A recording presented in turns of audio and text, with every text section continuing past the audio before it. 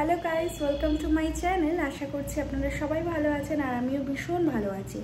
আজকেও বাইরে বৃষ্টি পড়ছে দেখতে পাচ্ছি। আর আজকে দুপুরের মেনুতে রয়েছে হচ্ছে চিকেন কষা আর হচ্ছে ভেজ আলু বিরিয়ানি।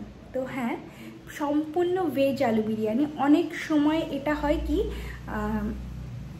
হয়তো মানে আমাদের বিরিয়ানি খেতে ইচ্ছা করছে, কিন্তু বিরিয়ানি আবার ভেজ, আলু বিরিয়ানি তো আবার ভেজ।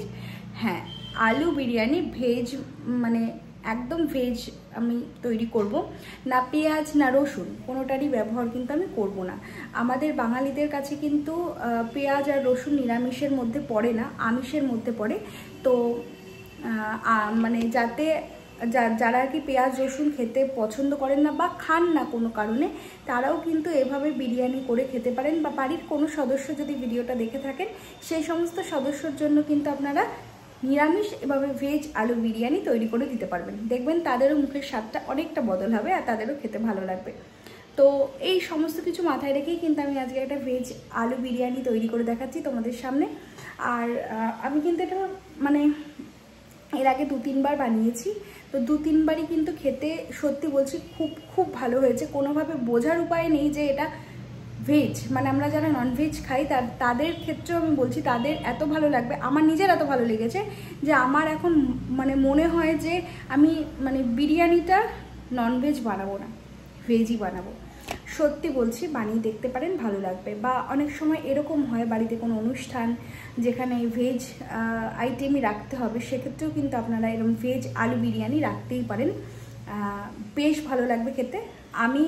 আমি গ্যারেন্টি, হ্যাঁ, আপনারা একবার রেসিপিটা তৈরি করে দেখবেন, জাস্ট প্রেমে পড়ে যাবেন। সত্যি প্রেমে পড়ে যাওয়ার মতনই একটা রেসিপি, আমার ভীষণ ভালো লাগে। তো বেশি কথা না বলে আমি রেসিপিটা তোমাদের সঙ্গে শেয়ার করব। তোমাদেরও যদি ভালো লাগে রেসিপিটা, তাহলে অবশ্যই আমার চ্যানেল জাস্টবিটাকে সাবস্ক্রাইব করতে কিন্তু ভুলো না, মানে আমার চ্যানেল সাবস্ক্রাইব করতে ভুলো না। তো রেসিপিটা শুরু করা যাক। রেসিপিটা তৈরি করতে আমার লাগছে হচ্ছে বাঁধাকপি, আলু, আর এই যে কিছু মশলা, সেটা হচ্ছে ধনে গুঁড়ো, আর হচ্ছে ঘি, টমেটো, মানে লঙ্কার গুঁড়ো, কাশ্মীরিটা, দই, আর হচ্ছে গোলাপ জল। আর এখানে আমার আতরটা নেই, আতরটা আনতে হবে, ব্যাস। আতর আর বিরিয়ানি মশলা, ব্যাস। আমার কিন্তু আর কিছু লাগছে না। আর হ্যাঁ বন্ধুরা, বিরিয়ানি মশলাটাও কিন্তু আমি একদম হোমমেড তৈরি করে নিয়েছি, বাইরের নয়। ওই যে বললাম যে যারা একদম নিরামিষ খান, আমিষ খানই না, আমিষের ছোঁয়া খান না, তারা কিন্তু এই রেসিপিটা অবশ্যই ফলো করতে পারেন, কারণ এর মধ্যে আমিষের কোনো ছোঁয়াই নেই, সমস্ত নিরামিষ জিনিসপত্র কিন্তু এখানে আমি ব্যবহার করছি। আর এভাবেই কিন্তু ভেজ আলু বিরিয়ানি তৈরি করব। সঙ্গে থাকুন, ভিডিওটা শেষ অবধি দেখবেন। এবার কড়াইতে আমি তেল দিয়ে নেব, আলুগুলো ভেজে নেব।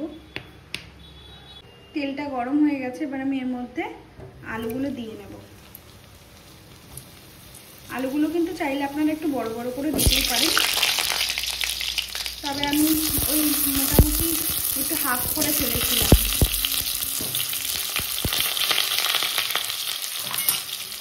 আলুগুলোকে একটু ভালো করে নাড়াচাড়া করে নেব।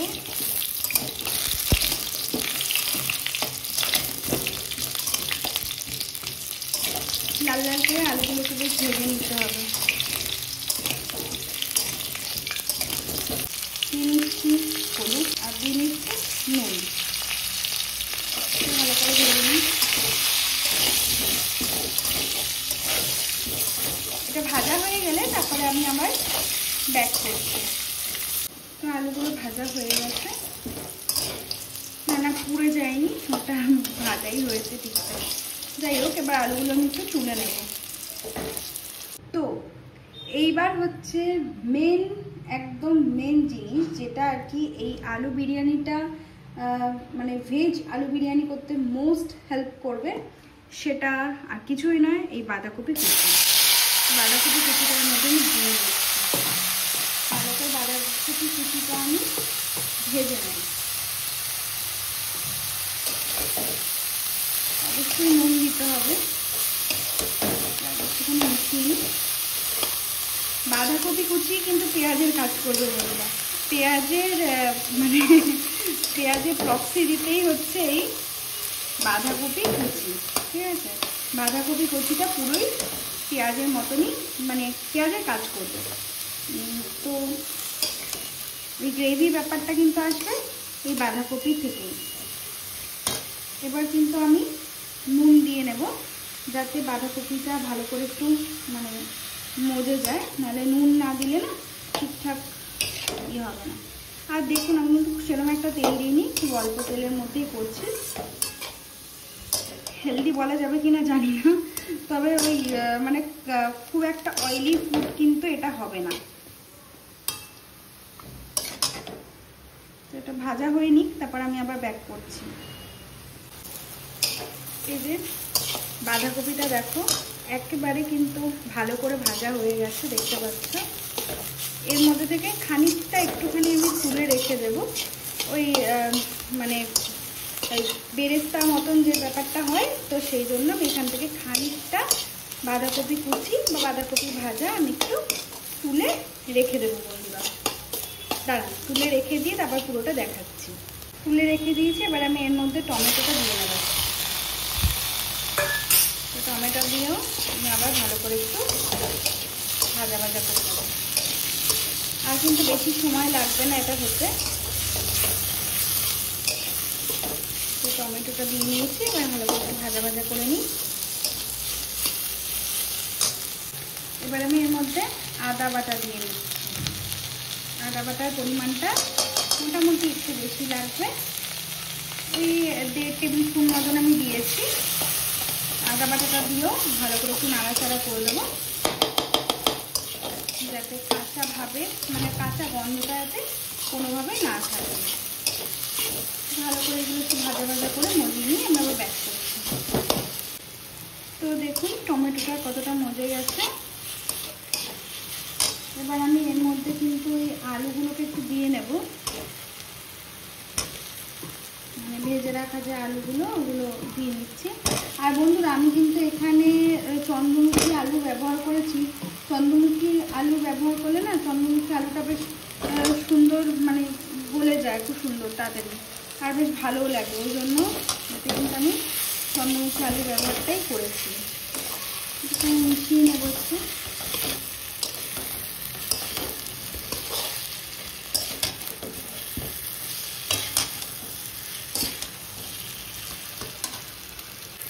হলুদ গুঁড়ো দিয়ে নিলাম, জিরে গুঁড়ো দিয়ে নিচ্ছি, ধনে গুঁড়ো দিয়ে নেব।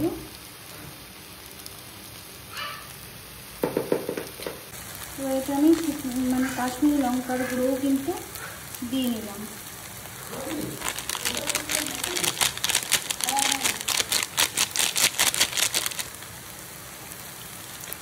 ভালো করে একটু নামিয়ে নেব আগে মশলাটা।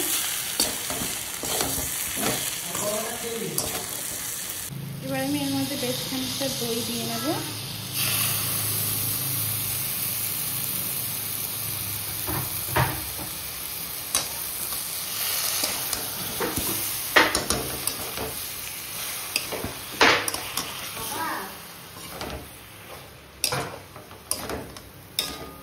ভালো করে নাড়াচাড়া করে নেবো। এবার আমি এই জন্য কাঁচা লঙ্কা চিড়ে দিয়ে দিয়েছি, আপনারা চাইলে শুকনো লঙ্কা গুঁড়োর ব্যবহারটাও কিন্তু করতে পারেন।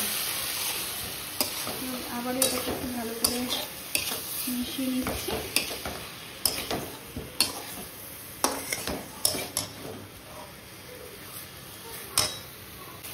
এবার আমি এর মধ্যে আতরের ব্যবহার করলাম, দেখতেই পেলে যে কফটা দিলাম। এই যে এই আতরের ব্যবহার করেছি, আর করছি গোলাপ জলের ব্যবহার 1 ছিপি মতো, 1 ছিপি গোলাপ জলের ব্যবহার করেছি। দিয়ে আবার ভালো করে কিন্তু আমি নাড়াচাড়া করে নিচ্ছি, মিশিয়ে নিচ্ছি ভালো করে। এই যে এই গোলাপ জলের ব্যবহারটা করেছি, কেওড়া জল কিন্তু করিনি। তো এবার এটা ভালো মতন কষানো হয়ে গেছে, আর আমি এর মধ্যে কিন্তু জল দিয়ে নিলাম একটু। এটা কিন্তু আমি একটু উষ্ণ গরম জল করেই তারপর ব্যবহার করেছি এতে। আর দেখুন পিছন দিয়ে আমার ছেলে কিন্তু চিল্লাচ্ছে, আমি রান্না করলে বা কিছু করলেও পাশে এসে কিছু না কিছু বলতে থাকে বা আশেপাশেই থাকে। তো যাই হোক, এভাবে আমার রান্না কমপ্লিট হয়। তো আলুটা ভালোই মোটামুটি সিদ্ধ হয়েছিল। তো এর মধ্যে কিন্তু আমি এবার উষ্ণ গরম জলের ব্যবহার করে খানিকক্ষণ ঢেকে রেখে দিয়েছিলাম বন্ধুরা। তো ঢেকে রাখার পর আবার ব্যাক করছি। এবার আমি এটা খুলছি। কালারটা দেখো কতটা সুন্দর হয়েছে। তো আলুগুলো কিন্তু ভালোভাবে সিদ্ধ হয়ে গেছে। তারপর দেখে নিই, এই যে বললাম চন্দ্রমুখী আলু না, এটা হতে খুব বেশি একটা সময় লাগে না বন্ধুরা। এবার কিন্তু আমি এখানে ঝোলটা একটু টানাবো, বাড়িয়ে নিই, ঝোলটা টানাবো।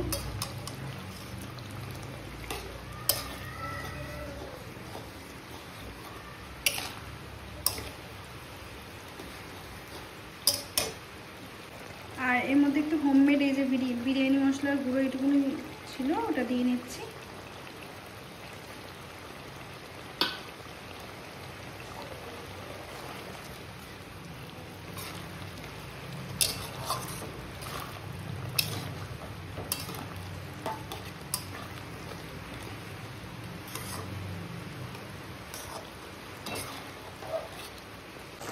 এবার ঝোলটাকে ভালো করে টানিয়ে নিতে হবে। তো এবার এটা আমার হয়ে গেছে, মানে বিরিয়ানির আলুর যে এটা সেটা হয়ে গেছে। এবার আমি এর মধ্যে কিন্তু ঘি দিয়ে নেব, এই যে ঘি। এতে কিন্তু ফ্লেভারটা বেশ ভালো আসে। এবার হচ্ছে পালা বিরিয়ানির লেয়ার রেডি করা, মানে বিরিয়ানিটার মানে জিনিসপত্রটা তো রেডি হয়ে গেছে, এবার হচ্ছে হাঁড়িটা রেডি করা। তো এর মধ্যে আমি একটু ঘি দিয়ে নিচ্ছি। ঘি কিন্তু আমি অলরেডি আলুর যে মানে তরকারিটা করেছি বিরিয়ানির জন্য ওটার মধ্যে দেওয়া আছে, আর রাইসটা যে করেছি ওটার মধ্যেও ঘি বেশ খানিকটা পরিমাণে দেওয়া আছে। তো এর মধ্যে নিচে আমি খানিকটা ঘি দিয়ে নিলাম, যাতে দমে যখন দেবো লেগে না যায়। আর এবার আমি আস্তে আস্তে আলুর পুরগুলো সাজাতে শুরু করে দিচ্ছি। মশলাও দিয়ে নিয়েছি আর দুটো আলু দিয়ে নিলাম। এবার একটু এর মধ্যে কিন্তু মশলাটা আর একটু দিয়ে নিলাম, নিচটায় যেহেতু একটু বেশি মশলাই দিতে লাগে। আর এই দেখুন আমি এই চালটাকে মানে এটার মধ্যে দিয়ে নিয়েছি, মানে যেটার মধ্যে আলুর দমটা করেছি ওর মধ্যে চালটা দিয়ে রেখেছি। তো চালটা এবার রাইসের চালটা কিন্তু এর মধ্যে মানে ওপর দিয়ে ছিটিয়ে দিচ্ছি। লেয়ার বাই লেয়ার আমি এটা রেডি করব, নিচে দিয়ে ওপরে দেবো এরকম করছি না, এটা লেয়ার বাই লেয়ারই করব আমি। আর দেখুন আমার চালগুলো কিন্তু ভেঙে যায়নি। আবারও বলছি, চালটা রেডি করার সময় তেল দিয়ে নিয়েছিলাম। তো বিরিয়ানি মশলাটা কিন্তু আমি আবার এর উপর দিয়ে ছিটিয়ে দিচ্ছি, মানে ওই যেরকম মানে ঘরোয়াভাবে হয় আর কি, তো সেভাবেই কিন্তু আমি একদম করেছি। তো আবার আমি একটু নুন দিয়ে নিচ্ছি খানিকটা। তো স্টেপ বাই স্টেপ আমি এভাবেই প্রতিটা লেয়ারই মোটামুটি করার চেষ্টা করেছি। এবার যে এই মানে মানে ওই বেরেস্তা যেটা আর কি, মানে বাঁধাকপির বেরেস্তাটা উপর দিয়ে আবার একটু ছিটিয়ে নিচ্ছি। তো এভাবেই কিন্তু স্টেপ বাই স্টেপ আমি এটাকে কমপ্লিট করব, যতটা পারবো যে কটা পারবো লেয়ার দেখানোর চেষ্টা করছি। তো এর ওপর থেকে আবারও একটা আলু আর খানিকটা মশলা আবার ছিটিয়ে নিচ্ছি, ভালো করে দিয়ে নিচ্ছি। এর মধ্যে চারিদিকটা দিয়ে নিতে হবে যাতে মশলাটা এক জায়গায় কোনোভাবে না থাকে, তাই ওরমভাবে কিন্তু আমি ছিটিয়ে নিচ্ছি, মানে মশলাটাকে চারিদিকে ছড়িয়ে নিচ্ছি। তো আবারও এবার আমি এর মধ্যে আবার চালটা দিয়ে নেব, অল্প অল্প করে চাল দেব আর মশলা দেব, আর মানে বিরিয়ানির যে আলুটা সেটা দিয়ে দেব। তো এটা কিন্তু খুব চটজলদি তৈরি হয়ে যাচ্ছে। রেসিপিটা কিন্তু খুবই সত্যি খুব ভালো হয়েছিল। আমি আমার মতন করে চেষ্টা করলাম আপনাদের সঙ্গে শেয়ার করার একটা নিরামিষ আলু বিরিয়ানি রেসিপি, সম্পূর্ণ নিরামিষ। তো রেসিপিটা যদি আপনাদের সত্যি ভালো লেগে থাকে তাহলে অবশ্যই আমার চ্যানেলকে সাবস্ক্রাইব করতে ভুলবেন না, শেয়ার করতে ভুলবেন না, ফলো করতেও ভুলবেন না। কমেন্টে জানাবেন যে কেমন লাগলো। আর এই রেসিপিটা আপনাদেরকে অনুরোধ রইল বাড়িতে করে খাওয়ার, বা যারা নিরামিষ খান তাদেরকে করে দেবেন। আশা করছি আপনাদের ফিডব্যাক কিন্তু ভালোই আসবে। পুরো রেসিপিটা ভালো লাগলে অবশ্যই আমার চ্যানেলটা সাবস্ক্রাইব করে নেবেন বন্ধুরা। একটা সাবস্ক্রাইব করে পাশে থাকলে কিন্তু আমি উৎসাহ পাবো আপনাদের সঙ্গে এরকম নতুনত্ব ভিডিও, নতুনত্ব রেসিপি আপনাদের সঙ্গে শেয়ার করার। তো এটা রেডি হয়ে গেছে পুরোপুরি। তো এটা আমি একটু দমে বসিয়ে দিয়েছিলাম। তো দেখুন কতটা সুন্দর, আমি ক্যামেরাতেও এতটা সুন্দর মানে কালার আসেনি যতটা সুন্দর এটা হয়েছিল। আর খেতে কিন্তু খুব ভালো হয়েছিল। দেখুন চালগুলোও ভাঙেনি, আর কত সুন্দর হয়েছে, কেউ দেখলে বলবেই না এটা একদম সম্পূর্ণ নিরামিষ ঘরোয়া একটা বিরিয়ানির রেসিপি। তো আজকের রেসিপিটা এই অবধি, দেখা হচ্ছে নতুন কোনো রেসিপিতে নতুন কোনো ভিডিওর সঙ্গে।